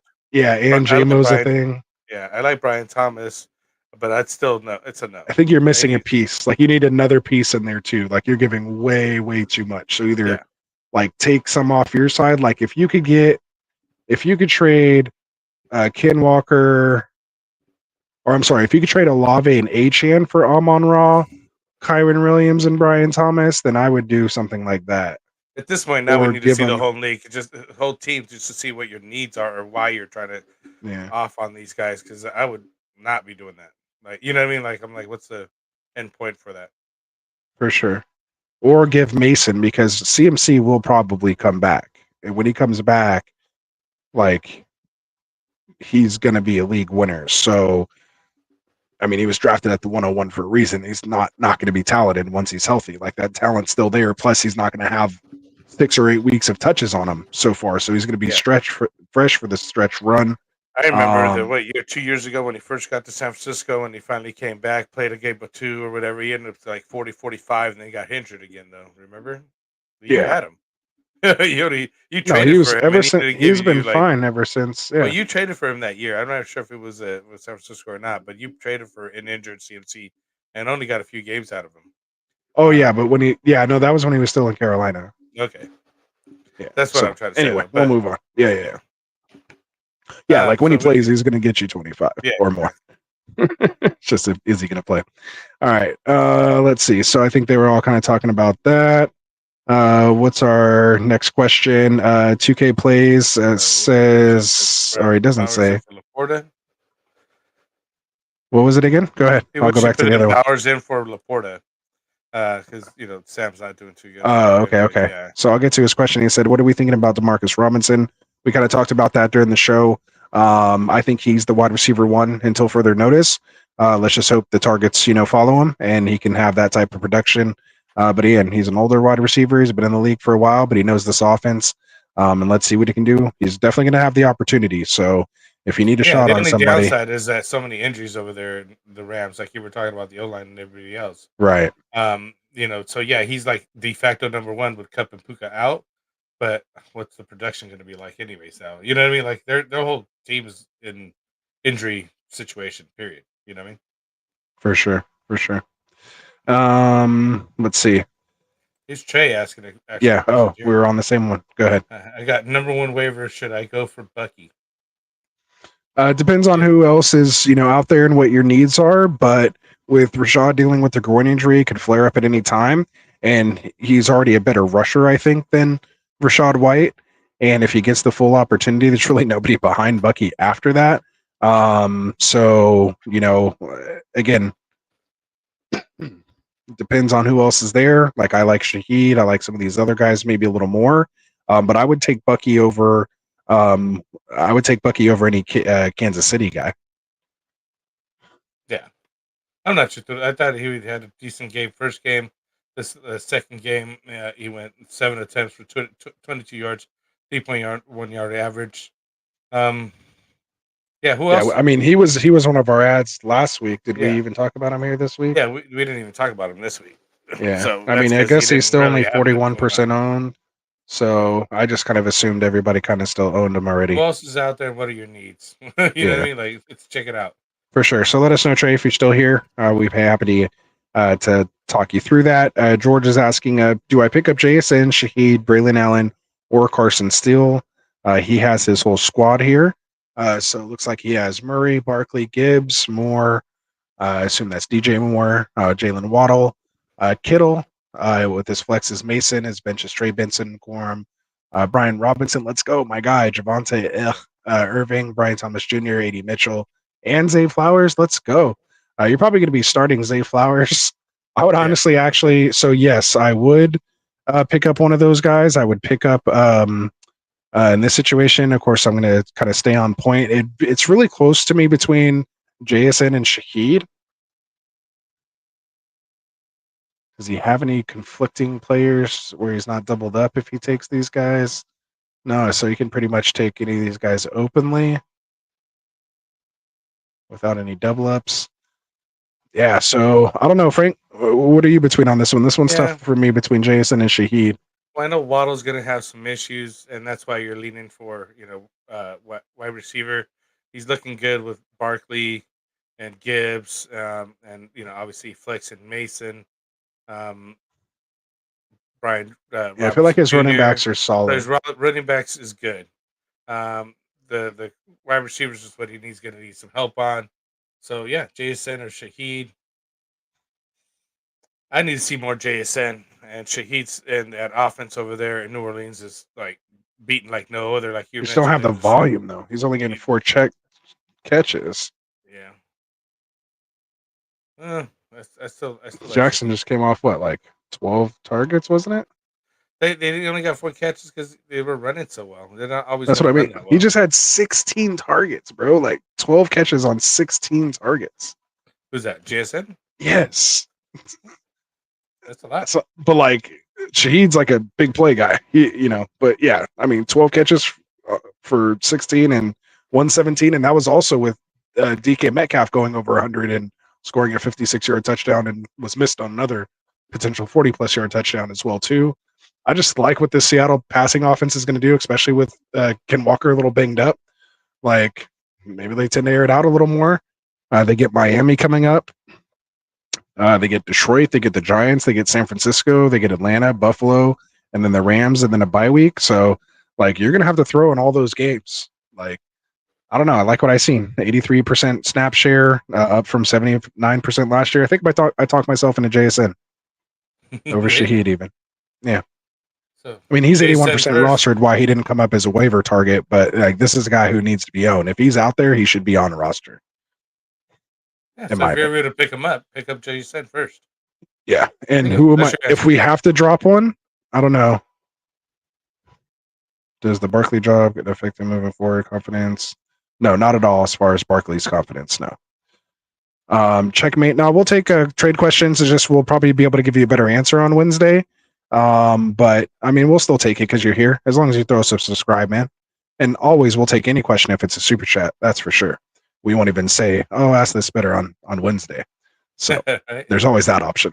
But yeah. So what do you think, Frank? To wrap this one up, who are you dropping? That's what I'm getting at. Who are you dropping if you're picking up Jason? I'm dropping Corum. Actually, given all the injuries. Like even if Kyron gets hurt, like it's just another player hurt on the Rams. Like I'm not like, oh, Corum, so exciting. With no anybody else. So that's my opinion. Or Benson. No, I think because that's still a high-powered offense, the Cardinals. If Connor goes down, Benson's going to be the guy. Yeah, but he's still just a handcuff right now. Yeah, but I'm just saying, like, so if you put him in a vacuum, Connor goes down, Kyron Williams goes down, who do you want out of the two? You want Benson because Corum's entire rest of his team is still hurt. Yeah, I know what you're saying. I'm not saying that he should go. I'm just saying those are the two guys that I would be looking to drop. Okay. So your preference. I don't know. I was trying to convince you. No, it didn't convince me. Either one of those guys, I think, are expendable. You're just whatever. Either way. Okay. Yeah. I still like the upside a little more with Benson, so I would drop Corum. Honestly, I'm surprised people didn't say I would drop Javonte. Honestly, I'd probably drop Javonte if you really asked me, but Javonte wouldn't even be on my team. The Corum, Benson, Brian Robinson, like that would be Brian Thomas Jr., A.D. Mitchell, Zay Flowers. Like that would be a real decision for me to have to make. And in that case, it would be Corum that I would drop. So let's see. Sober Money says in Dynasty, Gibbs for Devonta Smith and Pacheco. I don't think you can, and I'm one of the biggest Smith and Pacheco fans. If you're not contending, which if you got a high draft pick, who knows what happened there with Gibbs? It could have been somebody else's pick. What do you think on this one, Frank? This one's tough for me. I mean, a lot of it depends on build and construction and full PPR and all this kind of stuff. I mean, I love like you're I getting would two see Devontae quality Smith and players. Pacheco. And Dynasty, especially because it's Dynasty, because you know you're going to have Pacheco next year or whenever he gets healthier again. Devontae Smith is doing pretty well over there. And I'm not sold on Gibbs. I'm more of a David Montgomery's going to be always eating at his touches. And it'd be the next man up for Gibbs and whatnot. Gibbs has been balling too, but just quietly. Yeah. I'm just They saying. they limit each other's upside. They're both like fantastic RB1s. Yeah, that's what I'm saying. And that's why I like Devontae Smith and Pacheco's side because of that. Yeah. That's tough. I'd ask for a pick, like maybe even get a second as well too. Like obviously ask for a first, but I would say a second. But I don't mind Here getting comes a the younger teeth wide pulling that receiver Anthony too. does right there. Let me Yeah, just get a second and also. just throw a little second in there. And only because too, I also like it because you're getting a wide receiver, which in Dynasty I'd rather build around wide receivers and have that position, locked in a little more. Especially in full PPR Dynasty for starting 2 or 3 wide receivers plus multiple flexes. So yeah. Let alone when AJ Brown's out like this, he should ball out. Appreciate it, Silver Money. Hopefully hit that subscribe button for us. If not, hopefully hit it for us here. Hit that like button for us as well. Checkmate says CMC Mason backfield reminds me of back in the day with Priest Holmes and Larry Johnson. Yeah, they kind of kept replacing each other there. But what are 2 great fantasy names right there, man? Remember those days? That was back when, oh God, Priest Holmes. He was like the 101s of all ones, man. Oh my God. I mean, every Kansas City offense. Remember with Jamal Charles, like you wanted that running back in that offense. Going over there. That's gonna be good. That was good stuff. Let's see. We got Chomping here saying his Cardinals put the NFC on notice on Sunday. Marvin Harrison Jr. out here looking like a young Randy Moss. Let's go, baby. Go back and watch that trade episode. Hopefully you guys listen to me and put offers out for Marvin Harrison Jr. in every league that you're in to see if they were panicking, because we told you that type of talent doesn't get you can't keep that contained. It's gonna burst out, man. It's gonna burst out. So congratulations on your Cardinals, man. I'm a Niners fan, so naturally we're against each other. But when it comes to the world of fantasy, I'm actually the most invested in the Cardinals right now. Let's see. Any other questions you see here? Cam the Horn just mentioned his teams. Tina Rogers is neighbors for Pacheco and McLaurin. A lot of trades going on here. Yeah, no, I'm keeping neighbors. I'm keeping neighbors on that side of it. It's not great. He has tough matchups coming up. But with her Pacheco, I'm not the biggest McLaurin fan. So if you're going to take Pacheco back, I still need a better wide receiver for neighbors at the moment. So that's my opinion on it. Malik Still don't Neighbors trust is the Daniel only Jones. dude It over was there. just Washington. But Yeah, 18 targets. 8 targets, 8 of 10, basically. He caught 8 of 10 targets, 127 yards, 1 touchdown. Malik Neighbors. No, 18. Look at that difference. 18 targets, bro. He's the first one to do that since Buka Nakua in his rookie year. Only one to do it. Have 18 targets in a game. You would thought he did more with 18 targets, though. It's the Daniel Jones effect. Oh, that's right. 10 to 18. You see 18, or am I tripping? I miswrote that then. Oh, okay. So you just forgot the one. It was there. Yeah. So yeah. Let's see. I feel like I missed Cam's. So yeah, we like all the targets that Neighbors is getting. So, and then you're trying to pick up a hurt Pacheco and McLaurin. So, I'm not sure if you're going for him. I guess she's going for him, right? Getting Neighbors, dropping Pacheco and McLaurin. If you could get Neighbors for that, do it. If it's the other way, don't do it. Keep Neighbors. Whatever Neighbors side, do that side. Right. Tina was here. Did we miss something by Tina? No. Just putting the question marks. I don't know. She's just question mark after that, meaning like okay. Maybe that's why. So George also trade question for my squad. Should I trade Brian Robinson for Jameson? If you need a wide receiver, yeah, I think this is a pretty even trade. Both sides. Like I'd be happy either way for it, based on where you drafted these guys. They went fairly close. If you need a running back, the other person needs a wide receiver. I think it works out for the both of you guys. I think you're getting fair value on both sides. Notice this guy got the same question. Max Rogers, Neighbors for Pacheco's and McLaurin. Huh. Is that like the standard? Is that what the trade that's going on right now? Yeah, still the Neighbors side for me. Neighbors. Yeah, we haven't changed from that. Keep Neighbors. All right. Do I keep Neighbors? Oh, Neighbors again. We're going to have to put Neighbors in the trade talk on Wednesday. Do I keep Neighbors or Deontay Johnson? Yeah, we got to let Classic Mike know. Put Neighbors in the Neighbors or Drake in the thumbnail. Just Deontay Johnson right now, out of nowhere. Drake London. Looking to move one. I would probably keep London and sell Neighbors just because I don't believe in Daniel Jones, and you might be able to get a lot off Neighbors off 127 and a touchdown and 18 targets. Yeah, I agree with Anthony. Keep Drake London. I There have we go. more faith in that. What's up, than Warrior Loft? anything with the Giants, period, right now. There we go. But I mean, with that kind of target numbers, but sometimes you just can't do much with it, anyways. But For sure. He says, "How's your evening?" A lot, almost, or a lot of injuries this week, and I assume that's what he was saying. Rasta, good game this week. What's up, Wicked? I don't know which league that was, man. Did we play each other? I was just focused on me, man.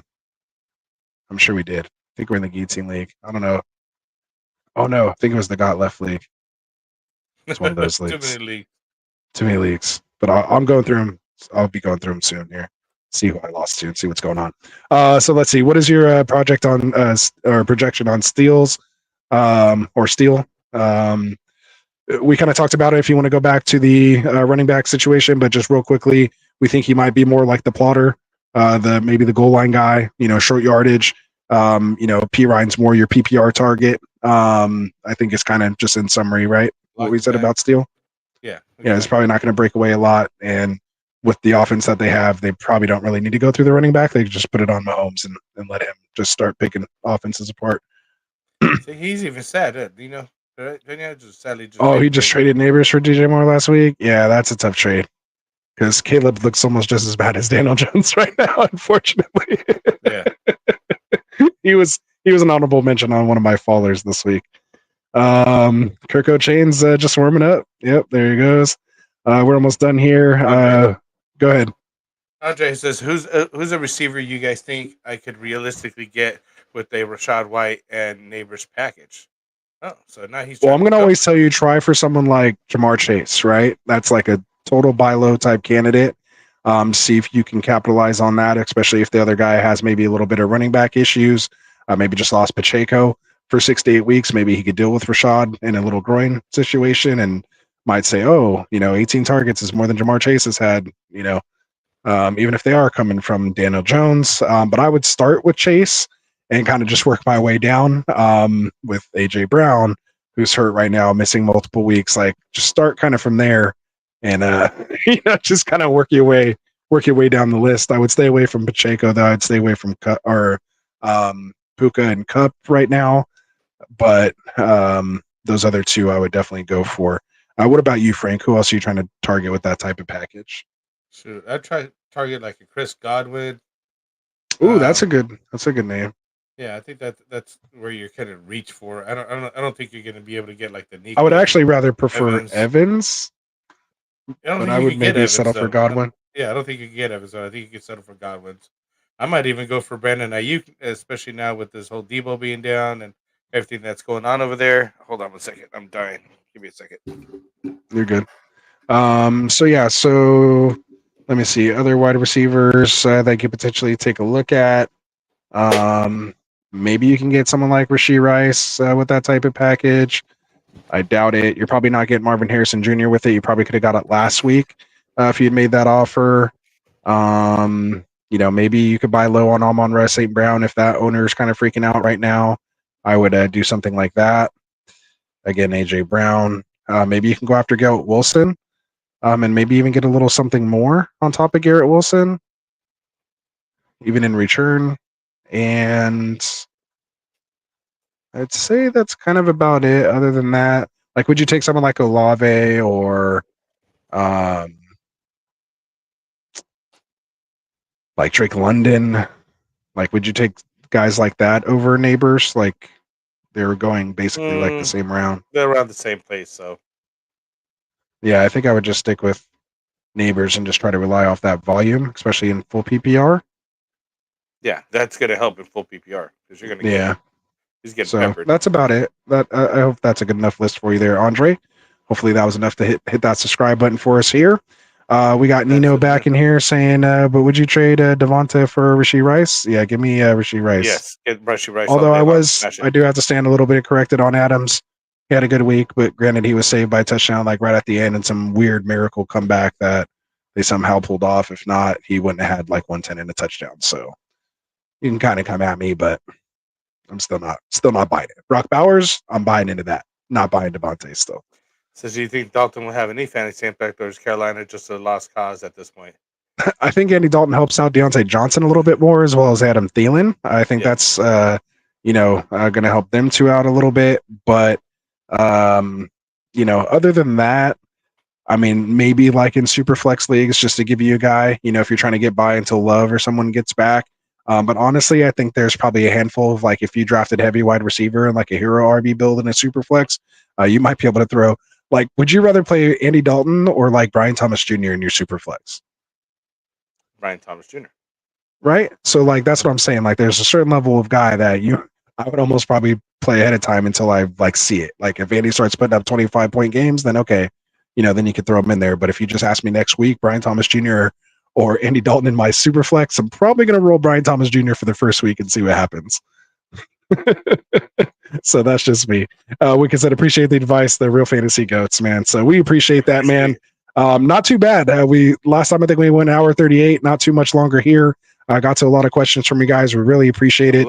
That's what it's all about. Injuries. Yeah, for sure. A lot of injuries, ton of things going around. Again, let us know what you thought about the new segment here tonight. Let us know if you like the risers and fallers discussion, or if you prefer us to bring back the top performers in game balls. Do you guys kind of like that little recap and knowing who the top 5 were for the week, and kind of who we want to point out as our top guy of the week. So yeah, just let us know. Leave us a comment. Of course, drop it here in the chat for us. Before we get out of here, we do have to tell you guys about the folks that made that live Q&A section happen, or segment happen. Our boys over at TrophySmack.com. So really, there's no other better way to kind of celebrate a fantasy championship by getting a ring like this, or even like a belt, a chain. They have even just your regular type trophies, but these aren't just regular trophies. They're fully customizable. A ton of different options. So make sure you guys go down in the description, use that link for TrophySmack.com, and you can browse the different variety of different trophies and things that they do have. Again, all fully customizable to be able to take your league to the next level. So make sure you guys check it out. Use that promo code GetRight at checkout, and that helps support the channel. So again, we appreciate those folks over at TrophySmack.com. They're awesome, man. And I have one of the rings here myself, and a couple belts not too far from me. So we'll see how it goes.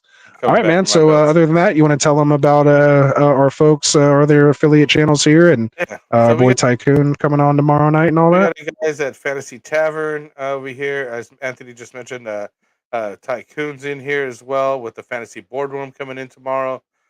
We got Phil Ruskin here with the Extra Point. We also soon to come in with Cody and Zach with the Sweet Life of Football. So we got all kinds of guys. Check them all out on the description, right? There's their links and everything else. You can subscribe to them or just watch them on our channel as well.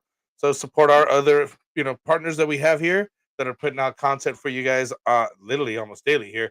So if there's anything you guys need, let us know. The feedback's appreciated. Again about the new segments today and what we got going on in the show. Yeah, thank you for watching. For sure. Please like. Absolutely. Well said, man. Yeah, no, well said. So we'll get out of here, man. I'll leave it at that. From all of us here at Get Right, again, we appreciate it. Best of luck to you on your waiver wire ads. Go fill out your team, start throwing some trades out there. We've seen how things can change just in 1 week with our perspectives. So again, get out there and let's play this game. Let's have fun, and let's just hope no one else gets hurt, man. So from all of us here at Get Right Fantasy, for Dustin, for Classic Mike, for Tycoon, of course, my boy Frank right here, from our boys Phil and Kendall. We appreciate all you guys. I hope I didn't miss anybody. Jack, Cody, all the guys here at Get Right, man. We appreciate it. You guys have a good evening, and Frank and I will be back here with you guys on Wednesday for roster management, buy, sell, trade targets. Sure. Let's get out of here, Frank. Peace out. Peace out.